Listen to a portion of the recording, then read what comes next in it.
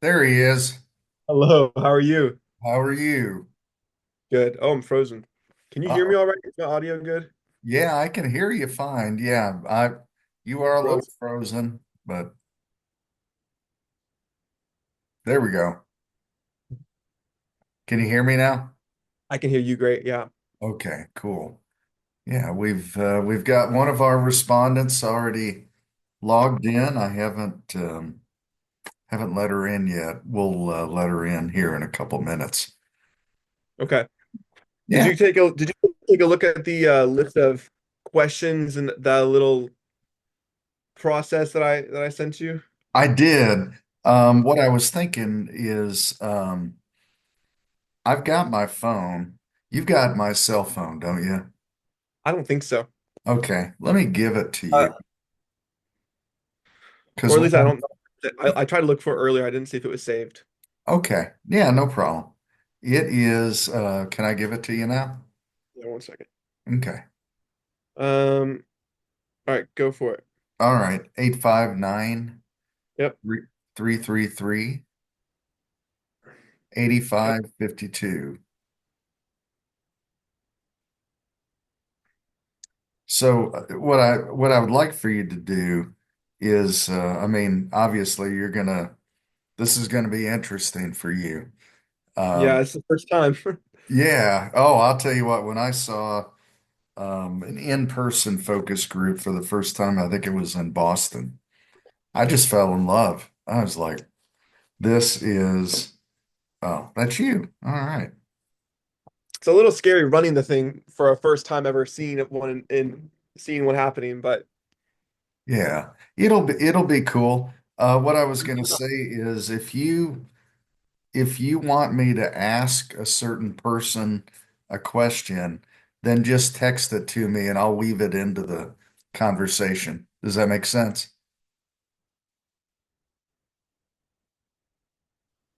Uh-oh.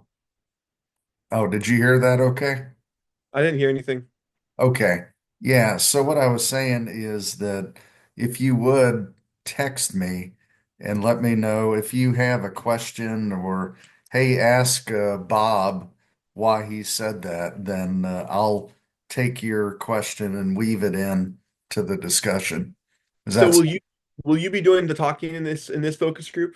I will. I will. Okay, that's fine. Yeah. I So wouldn't.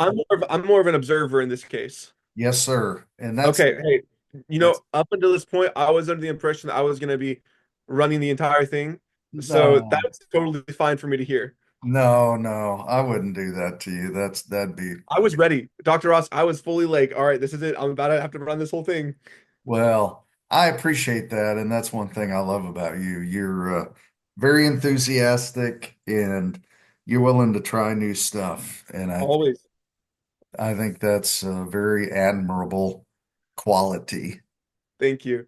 Yeah, Would absolutely. you like me to be taking notes? Is there anything in particular that I should be keeping a watch of, or would you rather me just be observing and texting you in the situation where we should ask a certain question? Yeah, I think the latter. All Um, right, I am because having recording. the Mhm.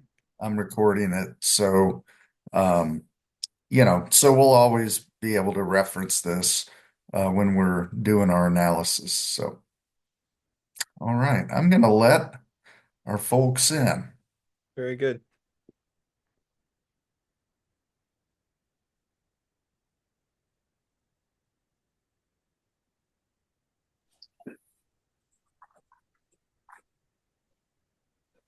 It looks like we have Bob joining us. Hi, Bob. How are you, sir? I'm doing well, Dr. Ross. Good to be with you this evening. Yes, sir. Same, absolutely. Looks like we have Stacy. Stacy, how are you? I am good, thank you. How are you this evening? Hey, good. I'm so glad you're here. We'll wait a few minutes. We're supposed to have 5 or 6 people in total. But you know what happens, life, and then so people will sometimes pop in a couple minutes late. So, but yeah, we'll wait a couple more minutes. I appreciate you guys participating in this, particularly 8 at night. So, you know, as I've gotten older, 9 o'clock is sort of my threshold. So, from a when I want to go to bed kind of stuff. So, yeah, I can relate. So, yeah. Yeah. I knew I was getting older when I would wake up in the morning and I'd go, man, when do I get to go back to bed again?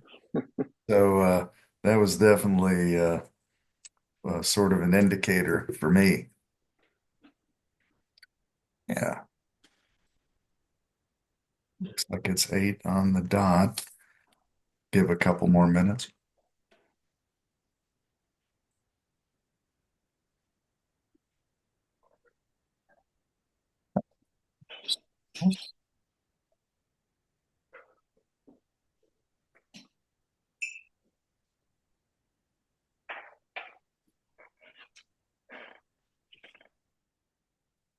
Caitlin, how are you? Can you hear me okay?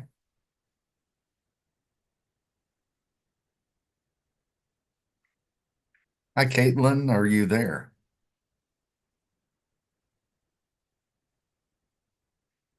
She might be getting her technology all set up.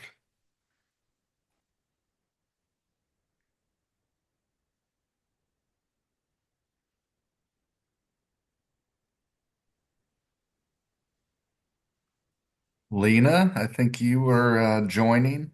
Thank you for jumping on board.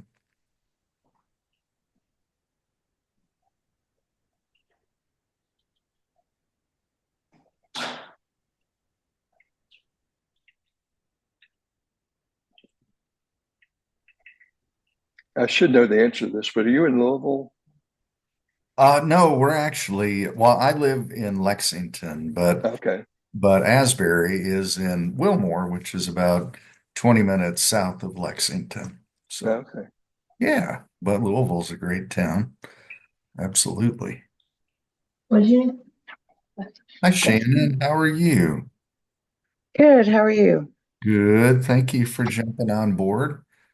We've got a couple of folks already. We'll wait another minute or two and then we'll get started.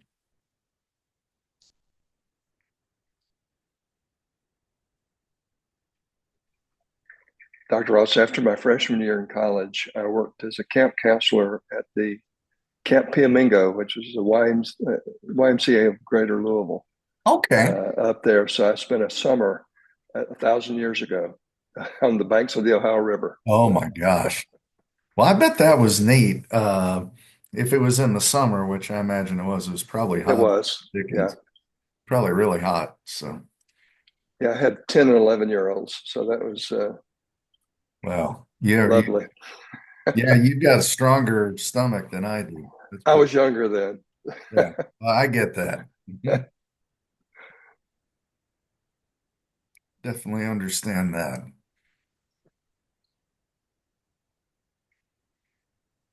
So it looks like we've got Bob, Caitlin, Shannon, and Stacy. Why don't we go ahead and get started? If we have others that join, we will just invite them in and we'll try to get them part of the conversation as best we can. So let me just go ahead and say welcome. Thank you very much for taking time out of your busy lives and busy schedules. My name is Dr. Mike Ross. I'm a professor of marketing at Asbury University in Wilmore, Kentucky. It's got 2 stoplights and 1 gas station, so it's pretty small, but just a lovely place to be able to serve students and be able to focus on the next generation. And so I'm very thankful for that. Um, what we're going to be doing tonight is quite simply a market study. We just want to understand a bit more about your world and how sort of your perception of things, particularly around economic growth in Butts County. Um, And what better way to do that than to talk with business owners? And my hope is that we gain some wisdom to be able to see the world from your unique vantage point. It really is a gift and an honor to be able to do that. And my hope for you all is that hopefully you learn something from this. Often life just sort of consumes us. And I think it's important at times to sort of pause and reflect on where we are and where we think we're going. And so I'm hoping that this will create some space for us in that. Couple of things just kind of housekeeping. I am recording this. Um, and the reason why is that as I get older, I don't remember everything. And so this is sort of my serve as my memory. And so is working with my students in my market research class. Some of them have joined on this Zoom. We will go back and analyze all of your comments. Let me say as well that no names are ever attached to any opinions, and everything that you say is unchallengeable, which is far better treatment than I got in my home when my son was a teenager.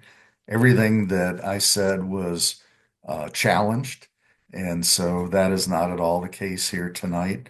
Everything that you say is valid. And so I just want you to feel comfortable with that. Um, as I mentioned a little bit earlier, we've got a couple of my Asbury students on board. They're fellow researchers.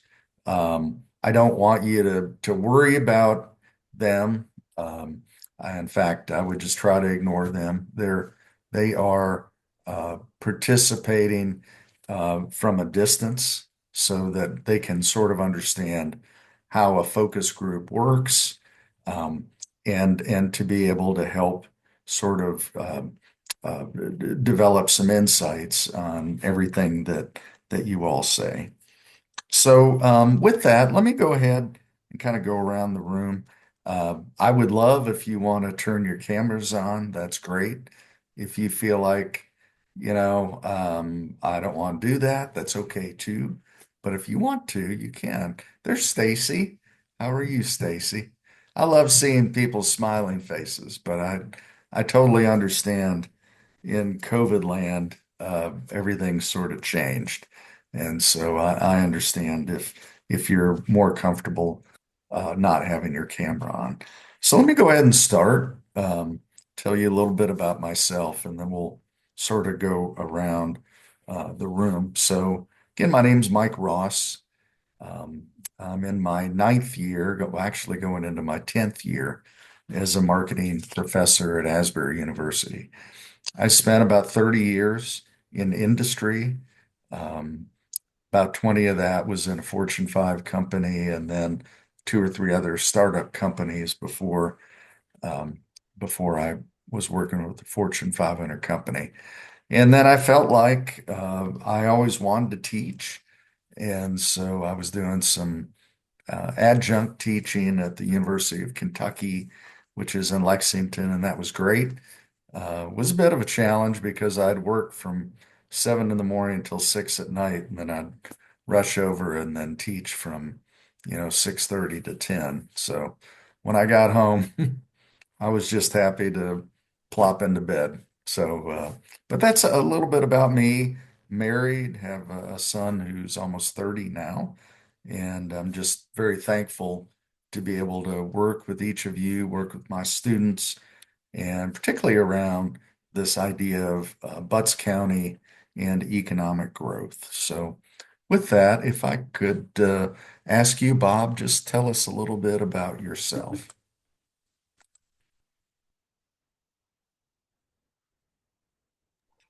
Okay, sorry, I have a food delivery being made at Oh, this that's point. So my dogs are getting a little noisy, but they'll quiet down in just a minute. I'm Bob White. I'm the executive director of our two development authorities in Butts County, the Butts County Industrial Development Authority and the Development Authority of Butts County. I have been in this capacity since October 2018. I am approaching my 40th year as an economic developer in Georgia. Started with Atlanta Gas Light Company, left there in 1995 as assistant director of economic development to come to the local level in our neighboring county in Henry County. And I was the economic developer there for 20 years, retiring in 2015, came out of retirement in 2018 in Butts with that. So extensive experience, obviously, project activity, Fortune 50 companies, fortunately over 70 companies that I've located during my local tenure at local economic development. So happy to be on here and happy to provide any kind of background on economic development, not only in Butts County, but in Georgia in general. That's great. Yeah, thank you, Bob. Thank you very much. Caitlin, if you would, tell us a little bit about you.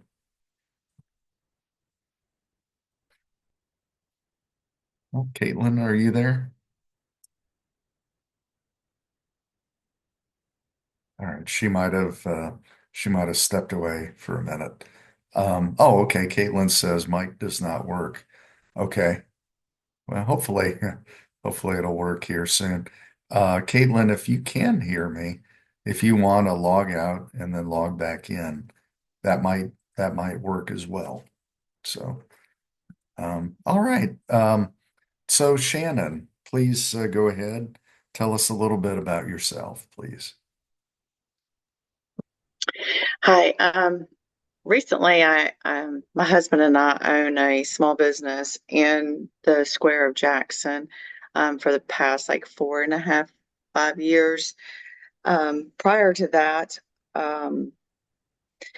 let's see, I was in the workforce for many years. And then once we got married, I stayed home with our 4 daughters and homeschooled them, taught them. And then as they started graduating, we decided to open up Roots Outdoors. That's great. Um, yeah, thank you very much. Excuse me, Stacy, tell us a little bit about you.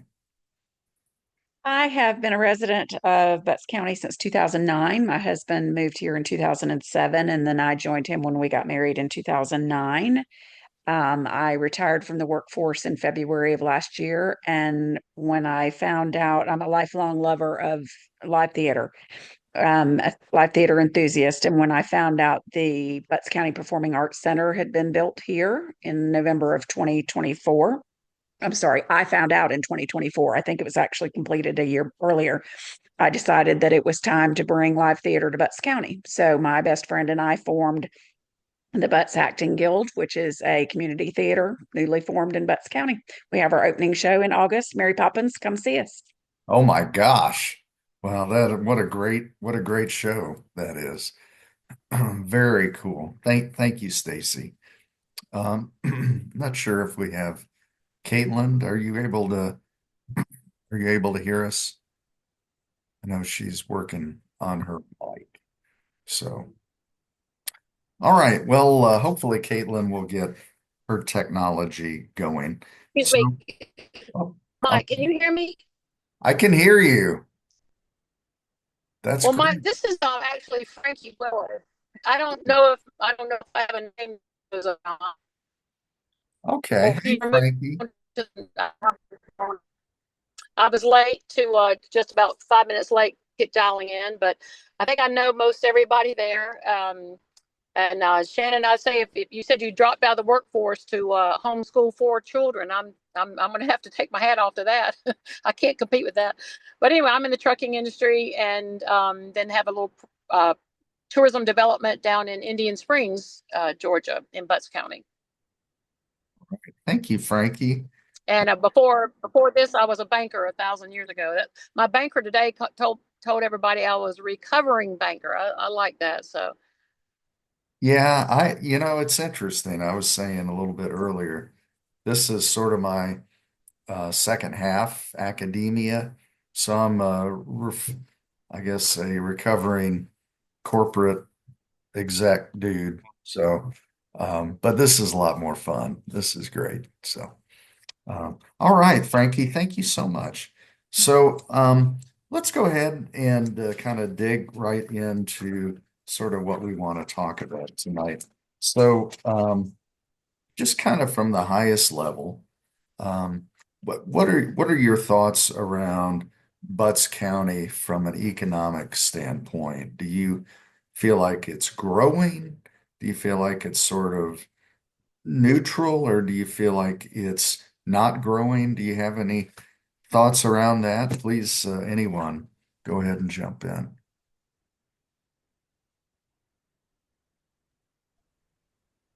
Well, I certainly don't want to Well, I'm hog not shy. Oh, go ahead, Bob. Yeah, well, yeah, go the. ahead. Yeah, as I was saying, I don't want to hog the Um, conversation, but certainly we're very much in a growth mode. Butts County is part of the 29 county Atlanta MSA. We are the southernmost county, and we are the closest to the port of Savannah, which has a lot of implications, obviously, and from an economic development standpoint. We are the next play, if you will, coming out of Henry County down I-75. So a lot of our growth has been really from the halo effect of all the growth. Henry is now about 250,000 people. It was about 120,000 when I got there, and Frankie was a banker in Henry County, so it's she knows very well a lot of the growth that occurred there. But we've had what I really consider kind of the modern era of economic development in Butts, um, dating back to about 2016, when Dollar General, the decision to locate a major distribution center adjacent to I-75. And that was a joint venture between Butts County and Spalding County because a small portion of the building actually lies in Spalding County. And that is a factor that affects us because the county line crosses over and limits our western growth going toward Griffin and Spalding County. So we have two interchanges on I-75, which is obviously very important. And we're able to draw from workforce not only in the South Metro Atlanta area, but also in Middle Georgia. So it's not unusual to have a large commuting profile. About 80% of our workforce goes out of the county every day. So part of our challenge is to create quality jobs in Butts County so people don't have to leave. We like to say we want to have quality job, quality education, and quality of life in Butts County. So that's been really a driving force. But when we got on the radar with Dollar General, that got us on the radar of major developers, and they started acquiring properties, building buildings, preparing sites there, which has really driven a lot of our economic development activity. So going forward from 2016 is when the deal was actually consummated. They opened the facility in 2018. They now have over 800 employees at that facility, and it's almost $100 million investment that they had there. But we've had another 7 industries that have located since that time, starting in 2020, which is an interesting time, as we all know, during COVID. But a tremendous amount of growth. Some major companies, Fortune 50 companies that we've located in the community. Most recently, an announcement by Amazon Web Services in January for a major data center presence, as it was announced in Douglas County, also in the metro area, and Butts County. At the time that was announced, it was at least 11 billion with a B. Wow. On that investment, which is the largest, or certainly one of the largest industrial investments in Georgia history. We actually, the property that they acquired and we now control on that could accommodate up to 12 two-story data centers and additional support facilities that are in there. So over 3 million square feet of data center space. And the investment could potentially be up to 18 billion, 18 billion with the B. So tremendous, really project for Butts County, and really kind of is a game changer for us. And the good housekeeping seal of approval when you have companies like Procter and Gamble and like Amazon who choose to locate in your community. It speaks a lot about our accessibility, about our workforce, and about our ability to deliver a good product for growth companies. So I'll shut up. No, that was great, Bob. What a great overview, and really appreciate your perspective. Frankie, I think I didn't mean to cut you off, but I think you wanted to say a few things there, so please go ahead.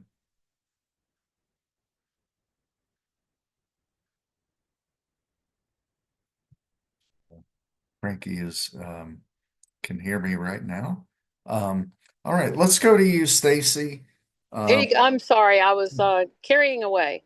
Did Okay. Stacy get Oh, unmuted? Did Stacy get unmuted also? yeah. Okay, Well, we can hear you now. So yeah, you want to go ahead and introduce Stacy though? You said she got unmuted, or was she not the one that was muted? no, Stacy was a-okay. I think Oh, Stacy McKnight. Okay, go ahead, Stacy. I'm sorry.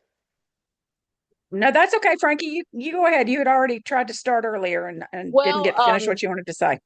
um, I've just we've done a comprehensive plan for five consecutive. Well, I've been involved in it 5 consecutive years, for 5 years. Every year, I'm sure you're familiar with those, Mike. But yes.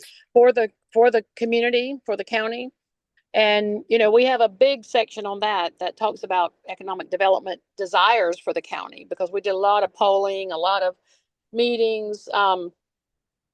We also had the Department of Community Affairs come down um, and do an assessment of the assets, and did a lot of polling also of people, and they went everywhere from Jackson Lake to Dawson Trails to had meetings downtown, and then the restaurants, and they just did a whole assessment of our infrastructure and our existing assets, uh, primarily on the tourism side. But so there's those two reference pieces if you've had a chance to look at those. And interestingly, the comprehensive plan hasn't really changed significantly through the years. The good thing about it is it's mostly changed, as well as this assessment and the goals that the Department of Community Affairs came up with as a community as a whole, because they polled everybody. I mean, they were talking to, politicians, to the sheriff, to the teachers, to the restaurant owners, everybody in town. And we've checked off a lot of most of the change has been checking off the list of the things that have been accomplished. Yeah. And we kind of personally and the kind of look at it as twofold. One is, as you have, Bob, industrial development, or that type of development. I actually in trucking, so I'm kind of in that line out there at the next exit, the 201 exit. And as is a lot of truck stops and a few other trucking companies and a manufacturing facility as well. So you have that out the interstate, which is great, and we need to increase our tax base. Unfortunately, our tax rate is one of the highest in the, what is it, Bob? Is it the second highest in the state, or the state? Our millage rate, our tax rate. But anyway, the other half of it, after industrial development, economic development, is the tourism, and and then local development like shops and restaurants and things of that nature. So I think a big community feeling is that we would love to have some leadership in terms of that side of it, in terms of cohesiveness. I don't know if you've ever been, Mike, down to Dawson Trails. They have hiking and biking trails, 23 miles. Then we got a grant to connect that over to the Indian Springs, and then another grant to connect 11 miles to the city of Jackson. So, we've just identified the assets that the county has. And so the goal is to, on the other side of the economic development, is how to maximize those resources. So my point is that a lot of this analysis has been done, and there's two documents that I really would love to email you that are a great resource, that's already been accumulated by so many.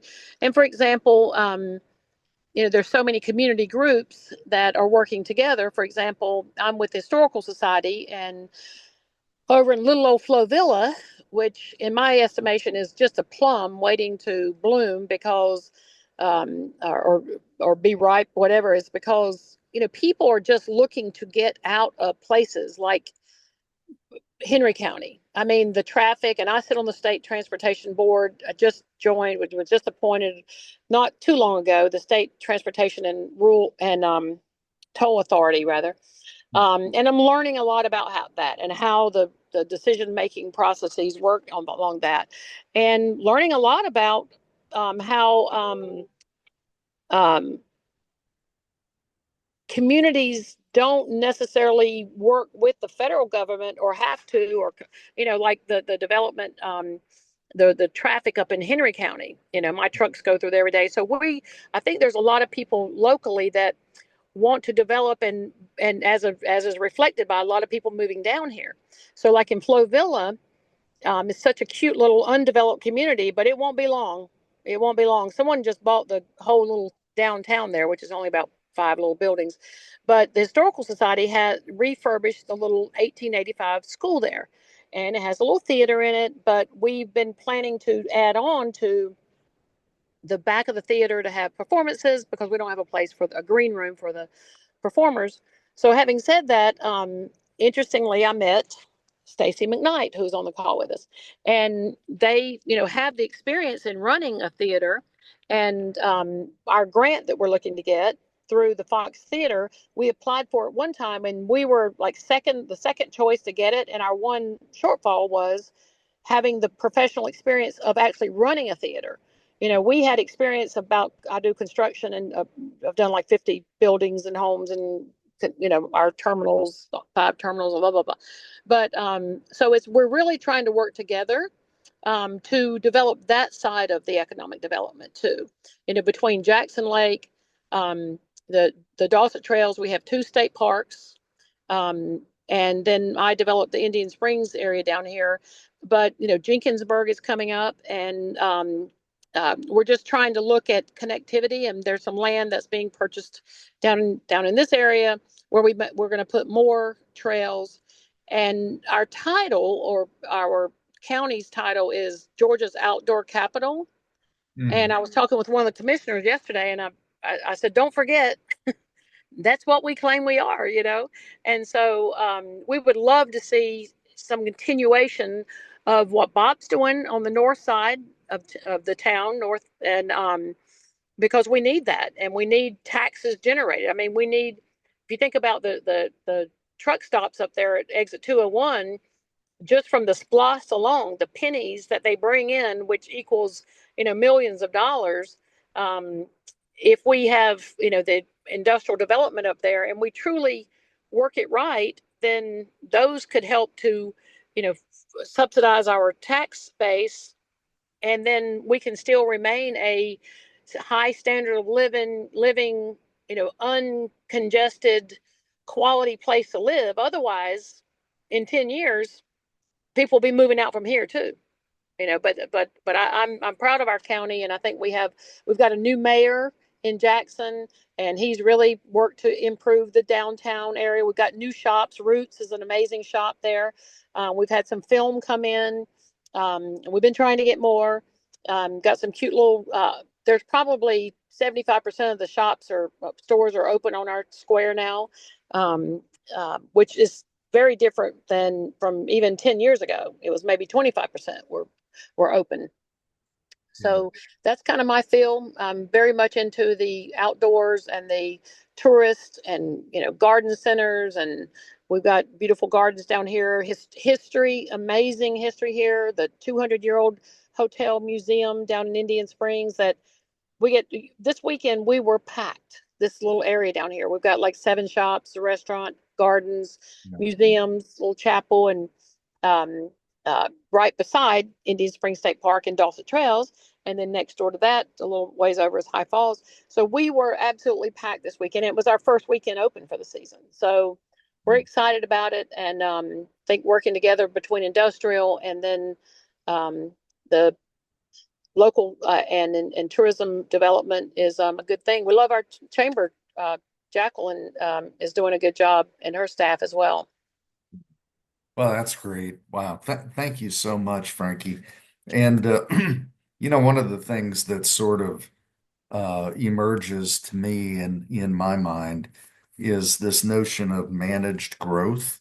So, growth is good, but, it needs to be managed, whatever that means, in a way that everything in the community gets better.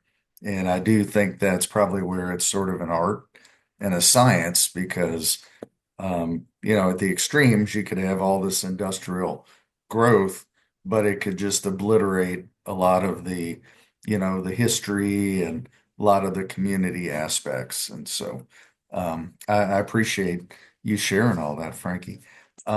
If you would, Stacy, getting back to you there, if you would, where are you in all of this? Well, I come from not from Frankie being invested and Bob, who's made a career of this. I come as a citizen, a resident of the county. Um, I came out of Henry County. I moved from Ola to be down here. I've seen the growth in Henry County and the traffic that's ensued and all of the hiccups and headaches that came with that. And you said it in a sentence there, managed growth. That is critical. And I am just now becoming immersed in the development of the community and learning and finding out the who's and the what's and the how's and the whens and the whys of it all. And so that's what's critical to me as a resident and a member of the community here is learning what our plans are for maintaining and controlling the growth here. It's great. And then, Shannon, I wanted to just kind of get back with you. So it sounds like from what Frankie was saying, and I was fortunate enough about a year ago to drive around that area. I'm not sure I remember every single nook and cranny, but it was beautiful.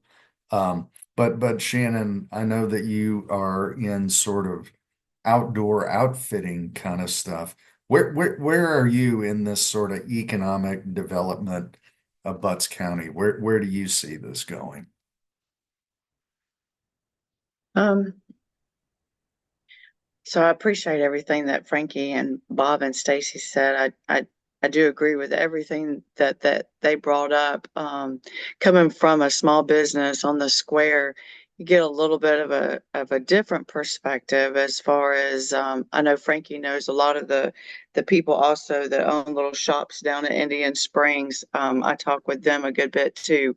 What they're seeing and their struggles. And you see the growth, like Frankie said. I was here 10 years ago when there was nothing on the square but Tilly's and Delaney's. But now, those places closed up and a little bit of a history. I've talked with some people about, Jackson and Butts County and stuff. And they said years ago, 20, 30, 50 years ago, you went down to the square. That's where you went. That's where you shopped. Everything was there. Everything you needed was there. Everything you wanted was there. There was a Radio Shack. There was everything there, True Value. And when those started closing up, the Radio Shack started closing, Tilly's, Delaney's moved, and you got down to that 25%. So then people started seeing the growth in Henry County and the growth in Macon. And the residents of Butts County began going to Henry, going to Covington, going to Conyers, going to Macon. They went everywhere else to go get their supplies, what they need. And now we're on that flip side where we have all these wonderful shops all around Butts County. And unfortunately, not as many people of Butts County know that they're there. That's one of the hardest struggles for our small businesses is just having that foot traffic. You go into Henry County and you can have, I, I don't know, I saw one place had like, I can't remember what it was, but it was just how are they even making a business off of this, and there were people coming in all day long with just, I think the lady had bird feeders. She had a whole store of nothing but bird houses and bird feeders. And I'm like, down here that would have to be a little small section, and you have to have, bird seed, and you have to have birds themselves and plants, and like you name it, you have to have it. That would be my only add um to what everybody else said. Yeah, and that's really I appreciate that, Shannon. How, how would you make more people aware of those shops, in the square or what have you? How would you do that? Where do people go to find out additional information about, oh, I didn't know they had this, or I didn't know they had that. I just don't really pay attention to it. So, what do you think would be one way, in your opinion, to sort of break through sort of the clutter so that more people would become aware? That's the best question. I've been on a lot of webinars and in meetings and talked with a bunch of like commissioners, council people, other city, states, and municipalities, and even in people in marketing. There, we're having a hard time reaching people. You have Facebook, but then you have to pay for the ads. Our store, we have firearms, ammo, and bows. Well, you can't put any of that on social media. Years ago, even just 10 years ago, people were reading the newspaper. They don't do that anymore. Radio, you don't have, people have all these different radio stations that they listen to that don't advertise locally. You don't have, you might have a little shopper magazine. Um, we have a huge wall on the square, and it has Roots Outdoors painted. It's a white building with black lettering with Stranger Things on it. And I can't tell you how many people come in a day say, I didn't know you were here. I live here. I drive past this building 50 times a day, and I didn't even know you were here. It, that's been, I think, the biggest problem, the hardest obstacle for most small businesses now. I think it's more getting the word out, just having people come in and go out and talk more about you. Mhm.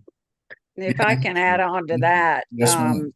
Go ahead. just again starting this community theater, and we just formed this the end of 2024, so we are literally just a few months old, but it has been going to every club meeting that we're invited to. It's going to every community event. At First Friday, we were there. We're going to be at the Bluegrass Festival. We're at the Farmers Market. It's going, anybody that says, have you met so and so? No, but I will tomorrow. And it's being present on social media. Excuse me, social media. It's just the more we can get out there, the better off we are. Um, Inviting, social media has a huge impact if you can get your followers to share. We don't have that many followers yet since we're brand new, but as our followers are sharing the posts and all their friends are seeing them, that's been very helpful for us. Um, but for us, literally, it's just been anytime somebody invites us to something, it's yes, we'll be there. And word of mouth and meeting new people and then having them introduce us to more and so on and so on. Yeah. Wow. Yeah. Thank you so much, Stacy. I mean, there is, I guess they used to call it retail politicking. And it's just sort of shaking hands and kissing babies. And, you know, in the world that we're living in now around AI and deep fakes and all this stuff, I think there seems to be in our society a bit of a movement back toward I want human interaction. I want authenticity. Maybe I'm just imagining, with AWS or P&G or Dollar General, you have a family that relocates into Butts County, and the mom and dad are looking for ways to get their kids involved, and they meet you, Stacy, and it's like, oh my gosh, yeah, our daughter's a drama queen. She would love to like be the star and Mary Poppins or whatever it may be. So it's simply sort of building that presence. And then there's sort of a force multiplier with the social media where you can post, one thing on Instagram and then it goes to thousands of people. So Yeah, if very, I can make a couple of comments too on that. I think really we've seen a lot of stuff in the last couple of years in downtown Jackson. First Friday, somebody mentioned that just a minute ago, that you have the shops there, the art festivals with different things on there, the restaurants, the stores that are there, the farmers market that operates as well, and just off the downtown area. So that's been a challenge. They had a downtown development authority that was sort of dormant for a while, but I think it's really picked up a lot now. But one of the biggest things, and Stacy will know this from uh, living in Henry County, downtown McDonough is totally changed. You go down anytime during the night, and it's families, it's tons of people at the stores. Part of the challenge you have with retail is the stores close up at 5 o'clock. There's no nighttime traffic, no people walking around the square at night.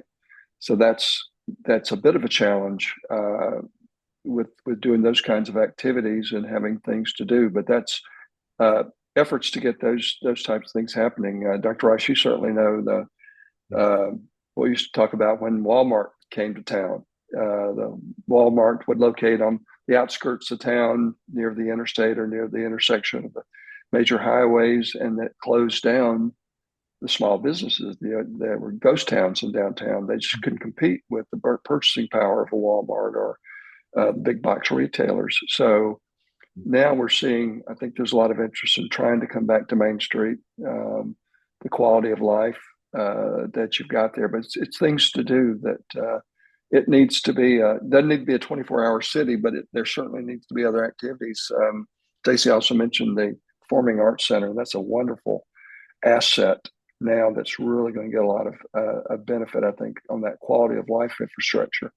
And we've alluded to, Stacey mentioned not Stacey, excuse me, Shannon, with their store and the mural, if you will, on the outside that references Stranger Things.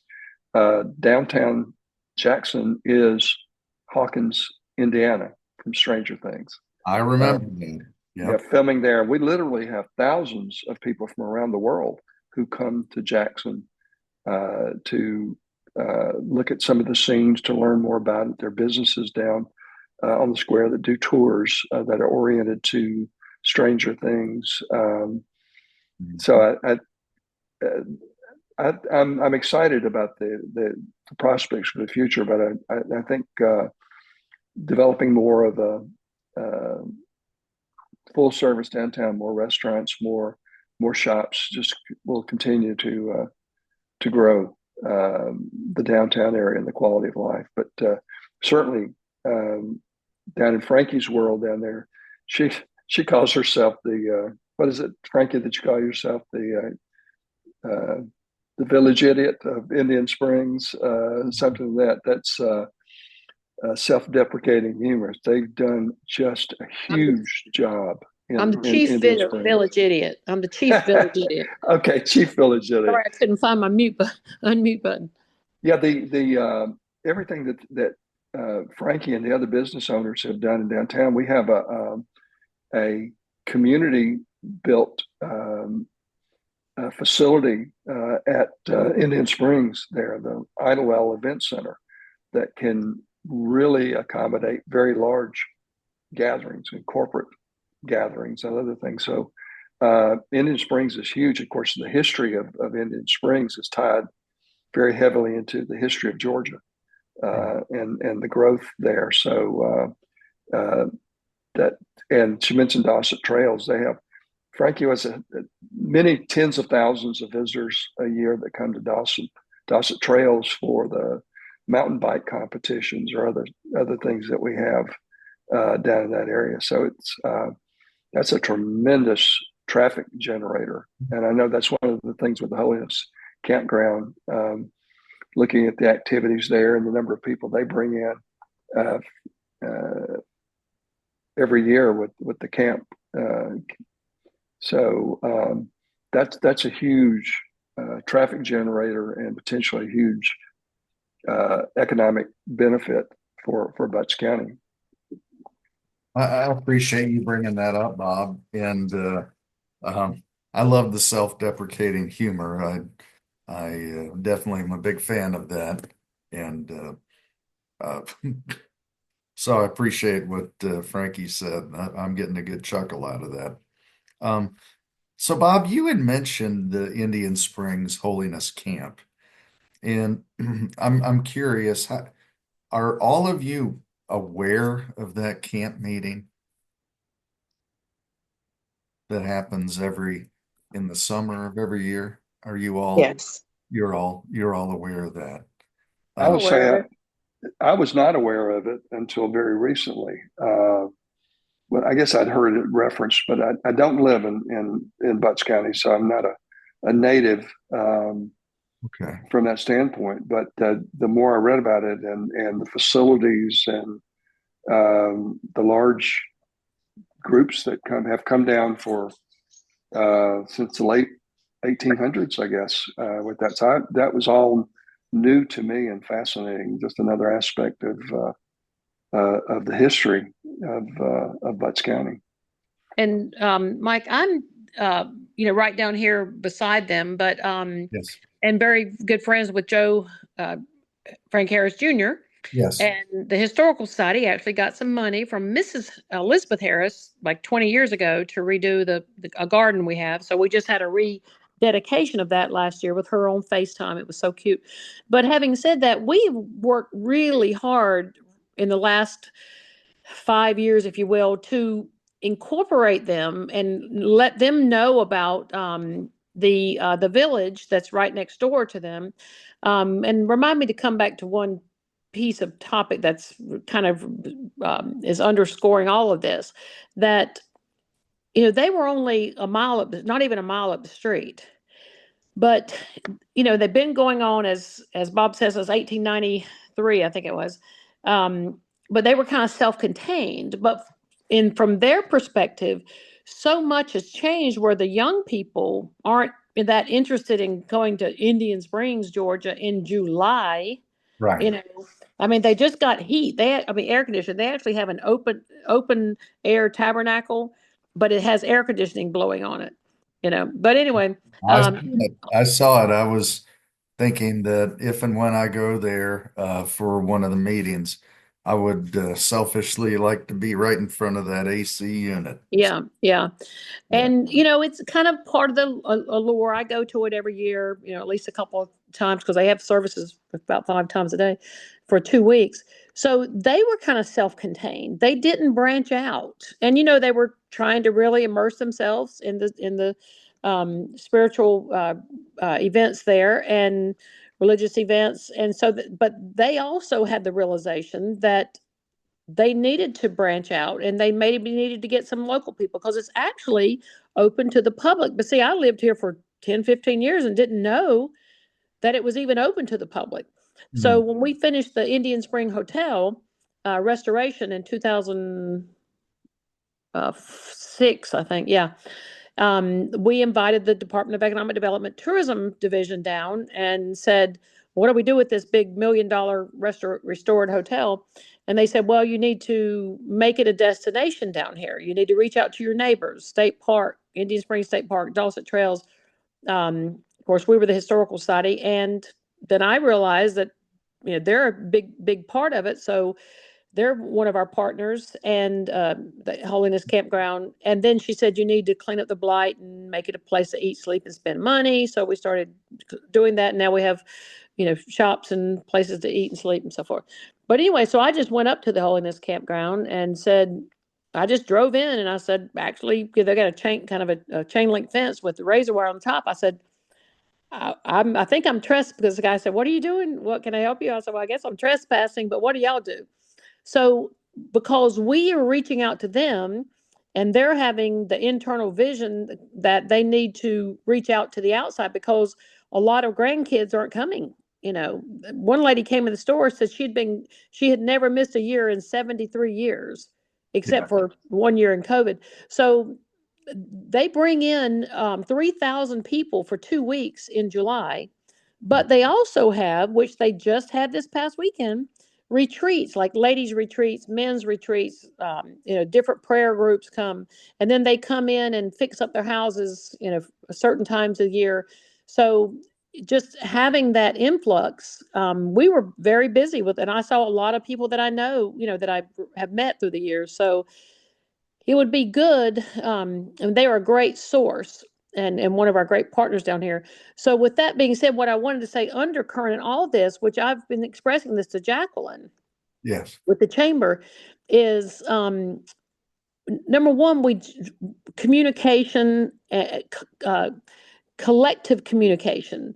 So if somebody's coming to, because honestly, I'd say 80% of our visitors to Indian Springs are from out of town.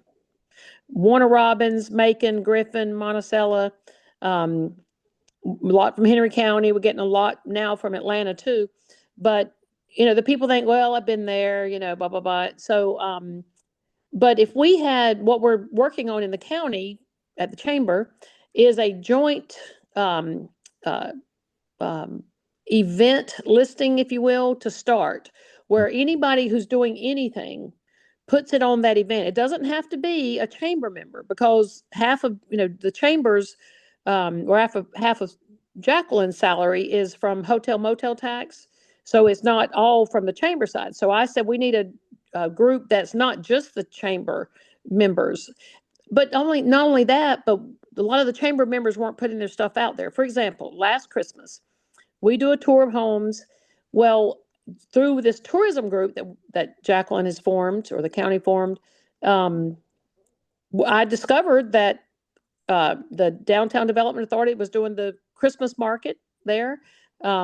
One weekend, the county was having Olaf at the rec department, and Christmas, I think a Christmas Wonderland or something with snow. And of course, the downtown, they had their Christmas trees in the courthouse. And then we had our tour of homes. And I said, there's nowhere that anybody can go to say, hey, I'm going to Butts County, or I'm going down to Macon. Where could I stop along the way? And here's a whole bunch of fun stuff to do. And by the way, it could be flashing up banners across the bottom. This is, shop here at Roots. Or, we're going to have our play next, Saturday night, whatever. So that's what we're working on in the chamber. It's not perfect. It's not perfected yet. But we're getting there. So when that is kind of the basis on, because events bring a lot of people, when the word spreads. We do our native festival down here in September, 2 days, and we have 3,000 people show up, in those 2 days, which is a lot for us. Like Bob said, they have races down here at the Dulcet Trails, 3,000 people. I mean, that's just a lot, because we don't have the infrastructure. Right. We don't even have enough hotel rooms, but we need people to come in, visit from out of town and spend their money and leave. But the other side of it is not just the events, but how do we collectively, produce that marketing piece? And if we have the theme, Georgia's outdoor capital, I don't know how that would be a good takeaway from this is how do we collectively, like all the shops Hmm. um, and even not just downtown, but like I was driving home, by the way, when I from a funeral viewing tonight, and I passed by Sack of Suds. I stopped in there actually. I was like, oh my gosh, I forgot. So I stopped in there to get you guys online, and I think it's open, but that's from the movie. Um, which one is it, Bob? Um, Cousin Vinny. Vinny. Yeah, my cousin Vinny. Oh, my cousin Vinny. Yeah, Ooh. and I mean they're huge. So we did do um we got a grant for 34,000 to do a brochure. It's a hard copy brochure, but it's many pages and it's got it was just the village, with our historical society, the state park, Dawson Trails, and then the private development. But then a few years ago, I reached out to the county. And so now the county, we have an intro page with the whole county referenced in it, the cities, Jackson Lake. And then we also went to the Holiness Campground. So they're in it. And in the city of Jackson has a page as well, which talks about, the square and things that they do.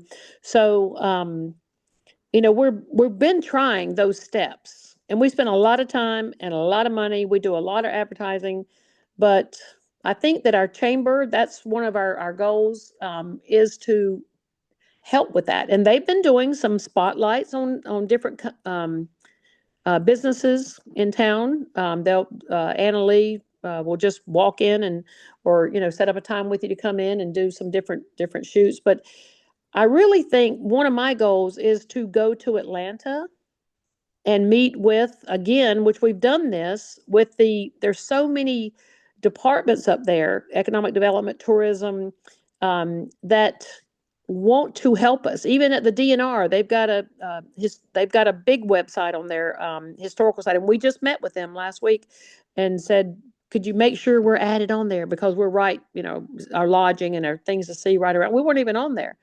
So, but if we could get a group together, we've talked about this briefly in our tourism group, but um, Shannon and Stacy and Bob would love for you guys to go. Or we've had this here. We've had a dog and pony show where we brought them down here. So there's so many tools available, and we need to be in their book, the Georgia book, the Outdoor Georgia. I think that's the name of it.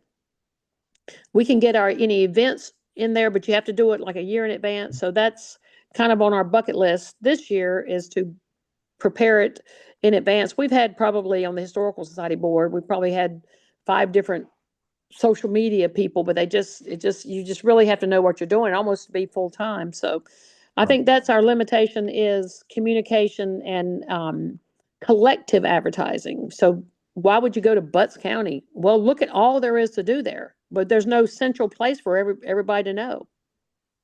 I can just add on one quick thing there too. Sure. Actually, two quick things. One, again, as a citizen, I got an invitation from a local venue to an event that they were having. It's the exact same night as First Friday. And again, so it illustrates Frankie's point that there is not good collaboration and cross communication. The other one, again, is from a personal testimonial with the Butts Acting Guild. For us to plan our calendar, I reach out to T&K Studios and find out all their programs for the year. I reach out to the high school and find out all their programs for the year. I reach out to the middle school and find out all their programs for the year, because again, there's no one uniform place that I can look at and see what's happening on any given weekend of any given season. So it's a lot of steps to make sure that you're not competing with other local events. Right. And Frankie, to your point, you asked, what is it going to take? And I think that's what it's going to take, is this venue needs to understand that they're shooting themselves in the foot by competing with First Friday. Mhm. It's the what's in it for me thing. When they realize that it's not in their best interest, or that it is in their best interest to be coordinating, then I think they'll step up to the plate. My opinion, for what it's worth. No, that's great. And I want to just sort of summarize what I think I heard. So I love all this feedback. I think there is a lot that we can take from this in order to beyond, simply economic growth, but, sort of the mechanics of marketing, coordinating so that, there's sort of a collective calendar, if you will. I think Bob mentioned, or it might have been you, Frankie, around, I wrote down leadership. And so someone sort of taking the lead on coordination, communication, and then, you end up, if you do it well, you end up having sort of this virtuous cycle where all of the businesses sort of reinforce all the other businesses, and the sum is greater than each of the parts. And so I definitely see a lot of opportunity there. Let me switch gears a little bit, and I want to be respectful of your time. I think we said we would go 60, even up to 90 minutes.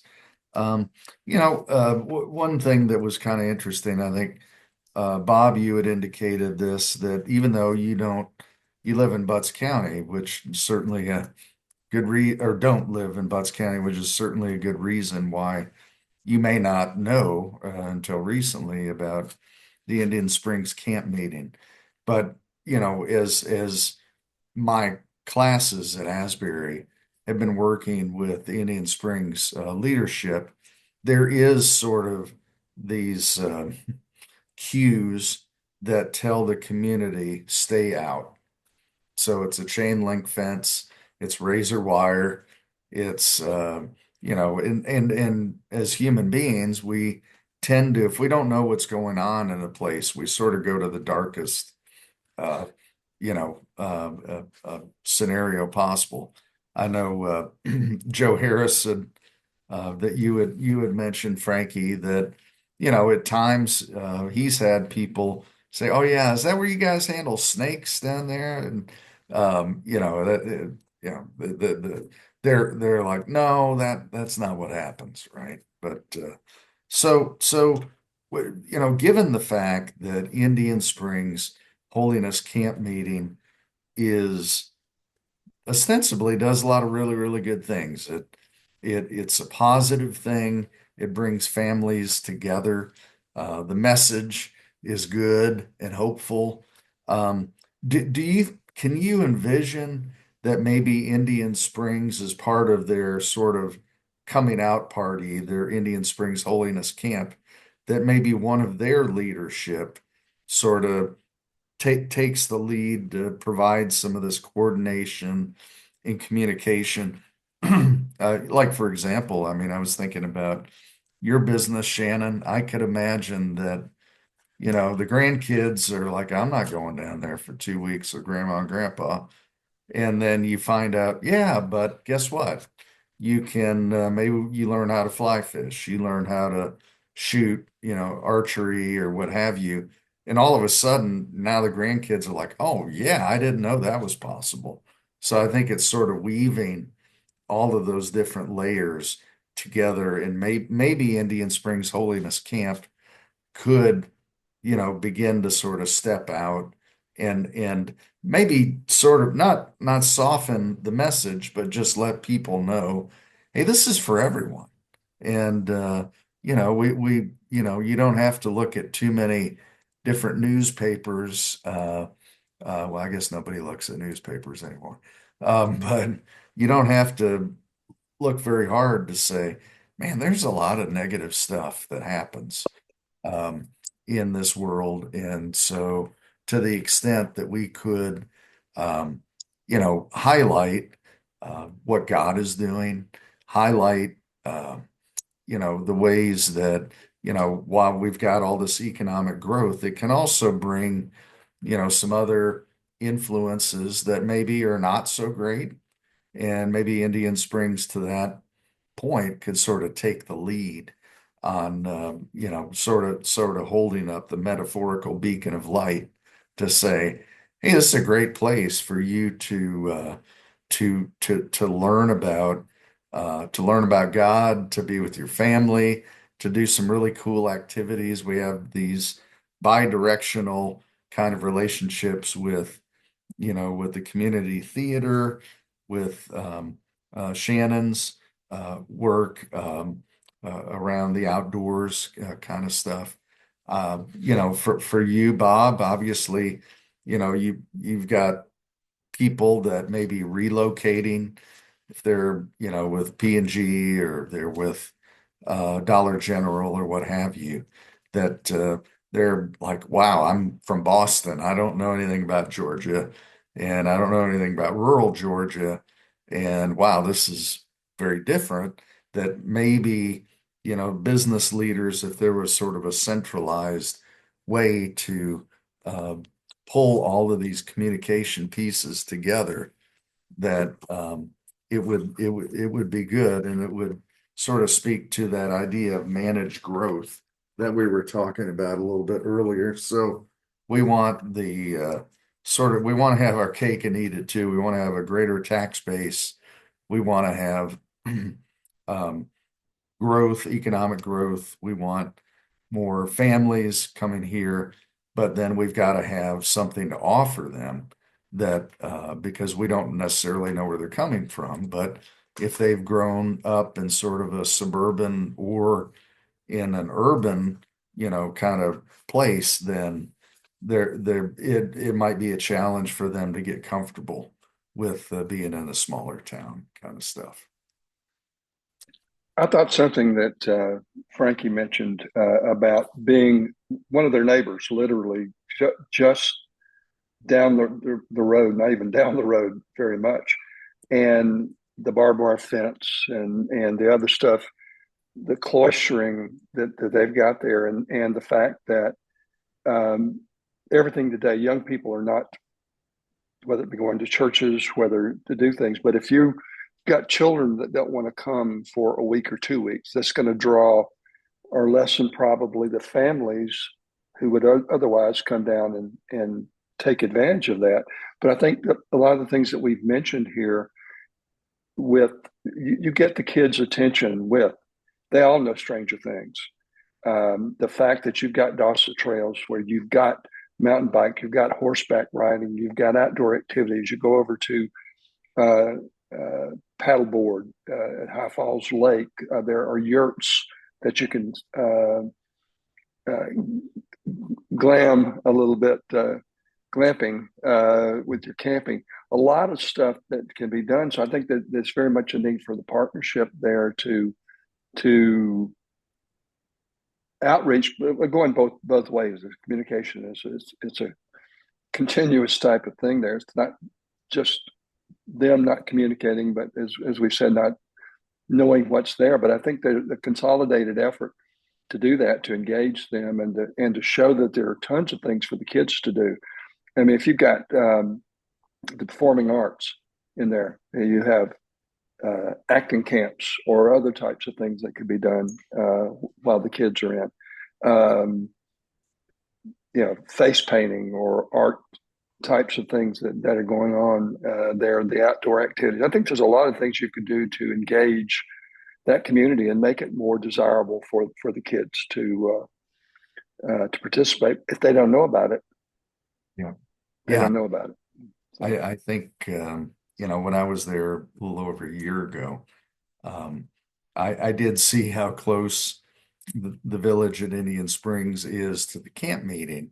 And I could sort of imagine a shuttle or some kind of way for people to, hey, you know what? We need to go eat. The kids are crazy. Let's see if we can get them over to the village at Indian Springs. And there's lots of things we could do, have them sort of burn off some energy. Let's get some food.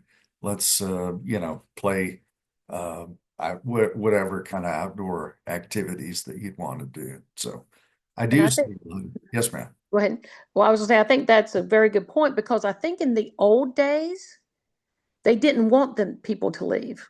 I really think in the old days they didn't, but I think that they're very much about it. I know they've talked. Last year I helped them do a mini economic impact study. So a very minor one, just so that they could present it to the county commissioners too.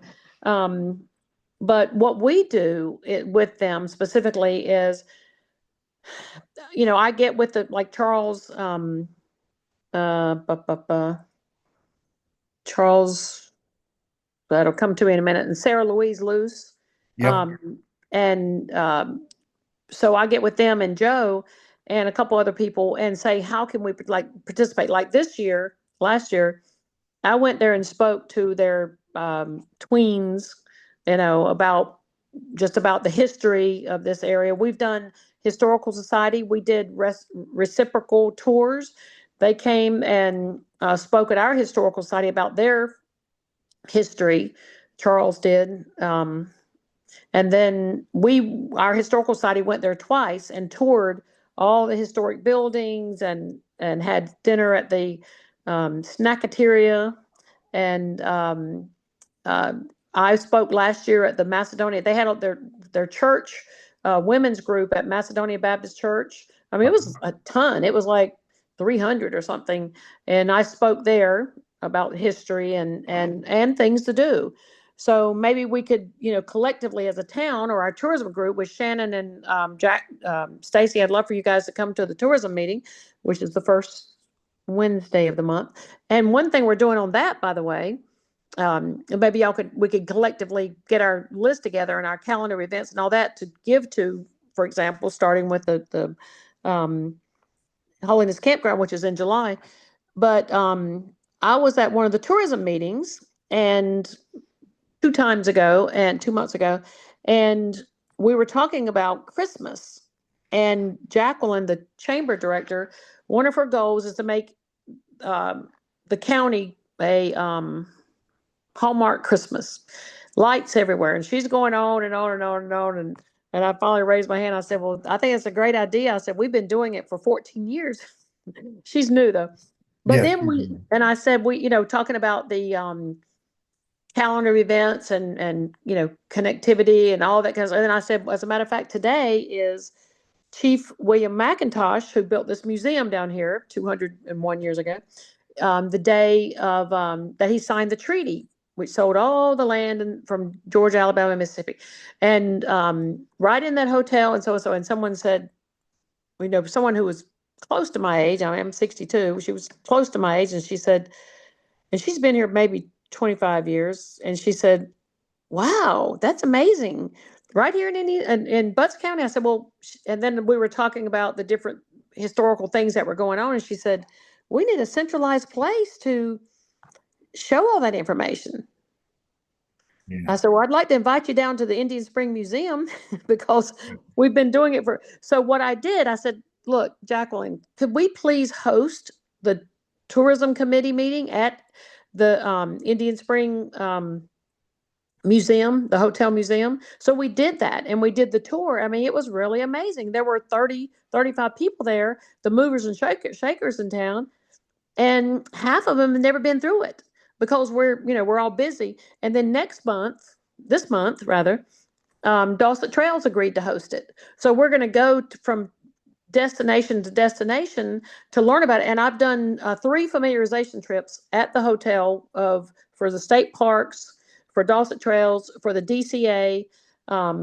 So I think a collective gathering of information so that when we have these things, then, I give out this list or Tracy's Stacy speaking or Shannon or Bob or whoever. And Bob, you can use this information in your standard of living for your calls on people. As a matter of fact, we have had a lot of Bob's people come. Bob, the last one was the Korean company that was coming they came and talked to us. And I bet you I spent 2 or 3 hours over that week following our meeting. They were like, well, what do you know about golf courses? What kind of golf courses do you have here? So I got them golf time at River Forest. What do you know about this? What did and then their wives called me about schools or that, what do you think about the private schools? Whatever. I mean, it's really feeding everybody. And on that note, Bob, I don't want to get out without saying, all these people who are coming out there to the interstate, like Procter and Gamble, for example, I hosted them down here for their management meetings for 2 days at one of my cottages. It set up this really nice audio visual and all this kind of stuff. Got breakfast for them and everything. And I mean, they paid for the room. He insisted that the place, but and a lot of them stayed there. They just absolutely loved it. We had dinner brought in from the brickery and so forth. We had a great time. And they said, I said, well, look, I'd love to get also come talk to you about transportation. Well, that's handled out of Chicago. And then I said, well, we'd love to get your, folks. I gave them a tour bag, a gift bag. But if we could get those people, I think, Mike, you mentioned this, Yes. somehow to get into their break rooms, about what, because do you have any figures, Bob, on what percentage of people are employed there from Butts County and what are from surrounding counties? Do we have any data like that? Just curious. We don't have specific to the breakout. That's one of the things that we've been trying to get to better understand where it comes from. But they literally come from all over the commute. I was with one of the new companies that's coming into River Park, which is the big development up at exit 205. And we talk about those kinds of activities and functions and quality of life infrastructure and things with them here. But getting more information from the companies, we have put a major emphasis on workforce development. When I got into economic development, it was all about smokestack chasing. And we realized that the vast majority in most communities of new job creation and investment come from the expansion of existing industries. So if you don't have a quality workforce, an educated workforce, or a workforce that can be trained to deal with the new technologies, you're not going to be very successful at both attracting and retaining companies coming in. So that's why we spend a lot of time. We're going to be doing a lot more surveying. We surveyed our local companies 2 years ago. We'll do that about every other year with updating it. But it's very important to us to understanding the needs of the company, where their employees live, the things that they need to be successful. So yes, getting them involved. We always bring in them and Jacqueline or the chamber to introduce them. We want to encourage them to become involved in the Chamber of Commerce, to be involved in the community. Procter & Gamble just made a $15,000 grant to Southern Crescent Technical College for workforce development. Southern Crescent has made a major expansion of activities at their small campus in Butts County. That's only going to increase in there. And they've just been tremendous in responding to the needs of our local industry. So we're working on that with our College and Career Academy, with our CTAE programs at the high school, really trying to work on strengthening that. So there are a lot of elements, a lot of layers to economic development. But I didn't mean to get off track with Frankie's comment, but it was trying to understand better where their employees live. Some of the challenges, I'll just do a real quick thing. Yeah. Frankie mentioned the comprehensive plan that includes the economic development effort on that. And we've got some challenges. There's kind of tugging at each other in different directions. You want to maintain a small, friendly, open community, but also you need housing, whether it be workforce housing or just housing in general for people coming down. And that's a challenge for us. Infrastructure, especially water and wastewater, is a major challenge for the county. Workforce development is huge, but in real estate, we talk about the three most important things in real estate are location, location, location. I think a different tack in economic development, three most important things in successful economic development are leadership, leadership, and leadership. And that's not only elected leaders, but it's leaders in the community, people who get engaged, like Frankie, that are on very important boards or belong to Rotary or doing that kind of thing. So and we have leadership butts, which is a leadership outreach program trying to develop leaders. We need to move that down to our students with doing that. So there's a lot of things that we need to be continuing to focus on, but diversifying the tax base, something that Frankie started off with on that. So it's very important. We historically had a very small industrial base and disproportionately large percentage of residential development. So a major key for us is diversifying the industry mix, bringing in more industrial and commercial investment into the county. Yeah, well, last thing I want to say is thank you. Thank you. This has been amazing. I have taken so many notes. Obviously, my student colleagues are taking some notes as well. And we have this recorded, which is great. And this has been extremely helpful for this overall effort around understanding Butts County economic development, and then of course Indian Springs Holiness Camp meeting. Was there anything that we didn't talk about that you've wanted to bring up? You feel like maybe we missed? Well, I'll just toss. go ahead. I'm sorry. I'll toss out one more thing. We all have websites, and there's a lot of good information on the websites. Frankie mentioned several of them relative to the tourism component of this. The Development Authority website, which is a long URL right now, it's buttscountyida.com. But we're literally about to go live with an update, first time in a number of years since our website has been updated. But we have a lot of demographics information about the community, not only about Butts County, but also the region that we're in. We do have information on livability and quality of life. We reference a lot of the things we talked about today on that. So it will be refreshed and that, but I do encourage you to visit that. But for the small businesses, if you put together a business plan or there you need to look at growth or where it's occurring and whatever, a lot of very useful information that you can tailor to your needs on our website. So I would encourage you to visit that, but also visit back in a couple of weeks when the new site goes live. Yeah, And definitely. two little things I'd like to add before we go is, Bob, how many employees would you say is between Dollar General, Mastercraft, Procter and Gamble? I'm not sure what else. I saw that one, the Dude Wiped. I'm not sure how many businesses are actually out there new. How many, would you say like 5,000, 10,000? No, not yet.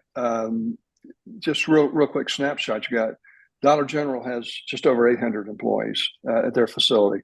Master Brand Cabinets, which is on the west side of the interstate as well, has about 430 employees there. So just over 1,200 employees just on the west side of the interstate there. When you come over on the east side, Procter & Gamble has a total, when they look at both their employees and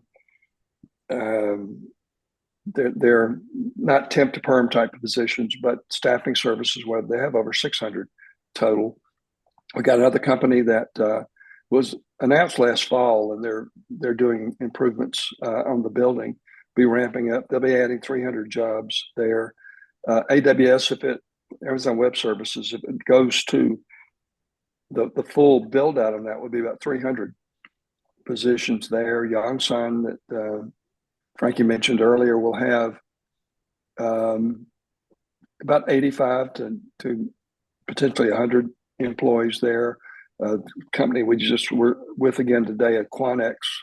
Quanex will have about 48 positions. So you've got a couple of thousand people that are there now. But if you look at the other developments that are going on there, there's millions of square feet of industrial development that can be developed at that intersection, and so that's a huge magnet. And to the tourism basis on that, we have 2 hotels there, and that just adds a great deal to the hotel motel tax. One thing, Frank, I'll just shoot, tourism is our thing, obviously, on that, but having a convention and visitors bureau as an entity would allow that body to get more of the hotel motel tax. Right now, it's how much the governments want to expend on that. So that's a way to I think to capitalize some more on utilizing that revenue on hotel motel. Yeah, well, maybe if there's a way that, as a takeaway from this, for the little people like me and Shannon with her store and to talk about the performing arts, maybe if there's a way to get to those people, whether it's you get with the management of those 6 or 8 entities out there, like I met, with the top dogs is the one that came down here to put on the management intro, whatever, for 2 or 3 days. Just to get some flyers out to them, maybe stuffers in their paycheck, whatever, just something to say, because I'd say that most of the employees, or probably half of the employees at least, are from other counties. They have to be, because we're limited on our workforce here. But if we could get to them, and specifically, maybe you can get us a list or somehow to the upper management, and as a county, everybody can put together we can put together a little basket or something, just to say, hey, we're here. You don't have to go to, and here's what you bring your kids down here. When a lot of them move down here from Chicago and so forth, is when you come down, here's what you can do in Indian Springs, or go shop on the square, or hey, we've got a play going on, or what have you, Jackson Lake and so forth. So that's the one thing. If you could get us access to them, and also they told me in the beginning, oh, well, we're supposed to do part of our buying locally in terms of services, and I'm being selfish about transportation services. I can't get in the door. I even went to a thing at Mastercraft, an employee job affair, to see if I could get Matt or somebody over there to talk to me. But anyway, so if you could get us all to the senior people, we'll put together little baskets with something from Roots and show what they do, and the different shops and discount here, and a stay in the village, whatever. Secondly, as an overall takeaway, Mike, is Yes. we used to have, you were talking about leadership, Bob, and you're spot on. And I'm going to reserve all my comments on that, but particularly since we're being recorded. But that's the difference in a lot of it. We have some great people in the leadership, but we used to do things like, we had Vision Quest, where we all went somewhere, not just the elected leaders or what have you, but they invited people from the community, and they asked each one to develop a piece, a little 10-minute speech on a piece of it, whether it was education, tourism, infrastructure, economic development, whatever. And so everybody talked about their piece, and then we had an open brainstorming session on it, very informal. And we had it at a hotel. We could do it right here at the conference center. And then maybe we could host dinner at the hotel or museum or something, and then let the community tell what they want to see, because there is some frustration right now going on, because, for example, you can hear it in my voice that we've got these businesses which we need. I'm for economic development, industrial development, but what about me? I'm an existing business, and I don't know. We're just kind of, I'll be honest with you, kind of feel a little bit taken for granted, but we don't care because we've been so long. We'll keep fighting. But I'd love to tap those people. If they're supposed to be using a little bit of local, 10% or whatever he said, then where's that number? But maybe they just don't know us. They don't know that Roots is there. They don't know to come shop, whatever. But if the local people could give their ideas to the leadership in a forum like that, rather than in, because I'm talking with them about different things right now, some development down here, trails and love to get some green space set aside and grants. There's just so much money out there in grants that if we could just harness it. But I would love to see that as a recommend. It's a positive recommendation about getting the leadership together with the community, and host it. We got a perfect place to host it in our conference center down here. And, maybe have different people, different restaurants, sponsor a little dinner, a little cocktail hour or whatever, and produce the bags and that kind of stuff. So that's my second higher level takeaway is you said leadership, leadership, leadership. And we have a lot of people in the communities who are great leaders, but if we can get everybody in a room to share those ideas with the city councils, the mayors, the commissioners, the county manager, and you, Bob, and the chamber, and so forth, rather than everybody be in their own little silos and doing what they do. So, Well, thank you. Thank you so much, Frankie. That was an amazing summary. And the last thing I want to say is thank you. Thank you, Bob, Frankie. Thank you to Shannon and Stacy.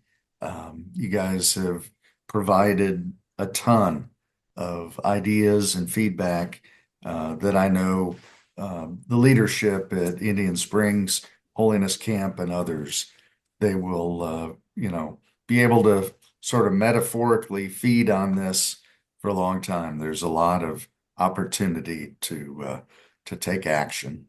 and they can come to the meeting too. Yeah, I think that's the Vision Quest. Well, no, I said we used to have it. We Okay. should have it, form one, and I missed the intro because I was Yeah. driving, but we used to have that, but somebody could come up to our tourism meeting one day, the first Wednesday of the month, and Shannon and Stacy, love to invite you to that. But it'll be at Dawson Trails this month, the first What Wednesday, time is that? 10 o'clock. 10. Was that not last Wednesday, or would that be tomorrow? Is it the third? No, I'm sorry. It's the third Wednesday. Ding, ding, ding.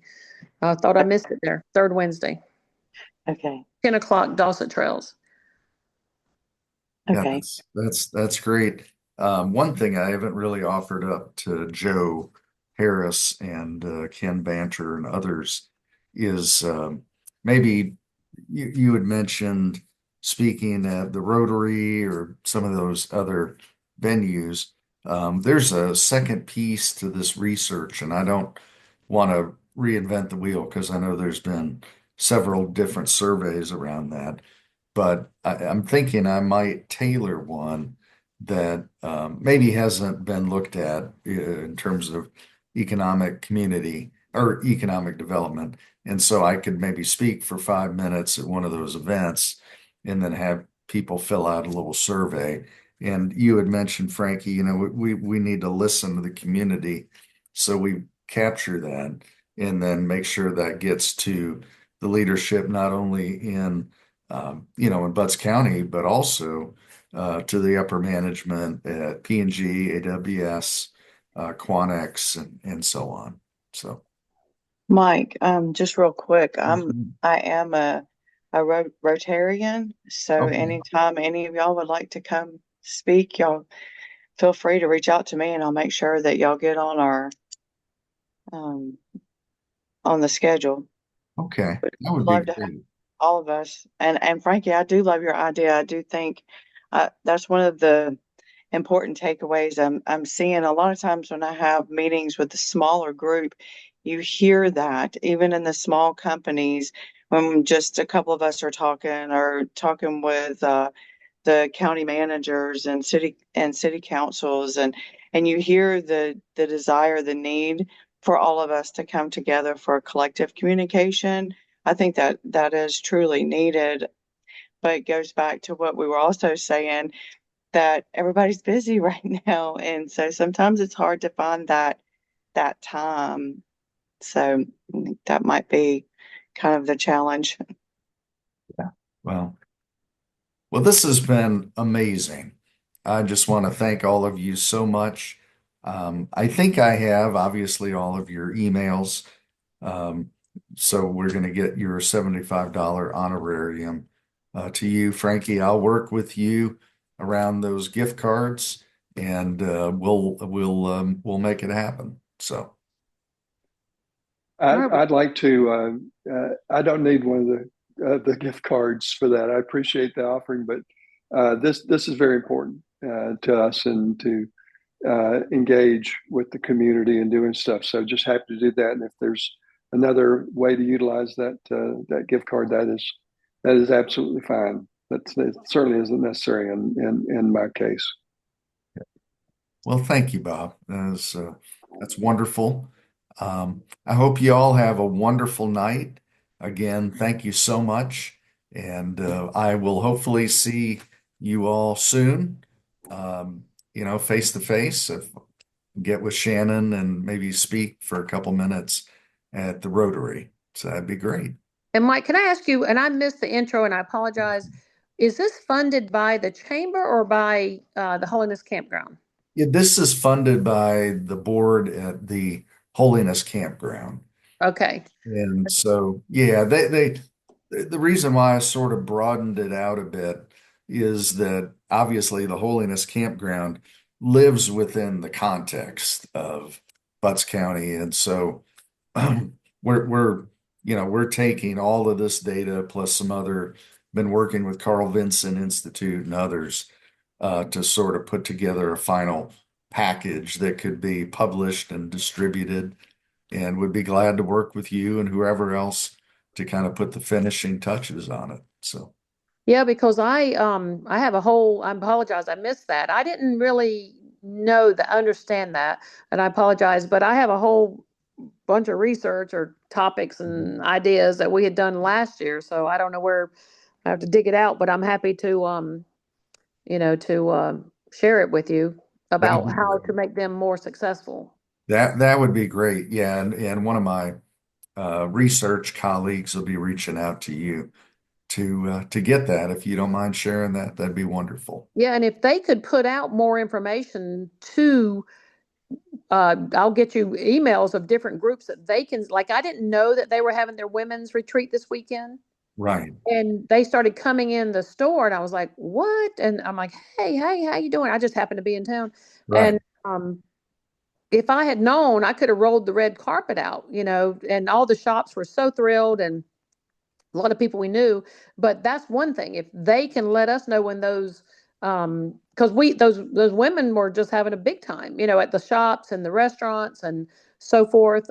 We can tailor some events for them. So if that could be on their takeaway, is to send it to, the chamber, and because we're doing two lists now, and we'll get you a list of groups like the Rotary, Historical Society, so forth, emails to post it to their Facebook pages. Oh, that'd be great. That'd be wonderful. I I will think definitely do that. I think Well, we'd be remiss if we didn't note that this is the bicentennial year for Butts County. okay. Wow. So, And circling back to that, it's a great opportunity. You won't have one of these momentous anniversaries for quite some time. So there's a lot of things, the historical aspect of Butts County and the role, as Frankie mentioned, in the history of the good, the bad. The Trail of Tears was right. a different outcome that came out of a little bit of that, but a lot of the western part of Georgia and Alabama, eastern Alabama, as a result of the Treaty of Indian Springs that was signed at that hotel. So this is an opportunity to capture this historical moment in the community and build programs and outreach and festivals and other stuff that point back to that.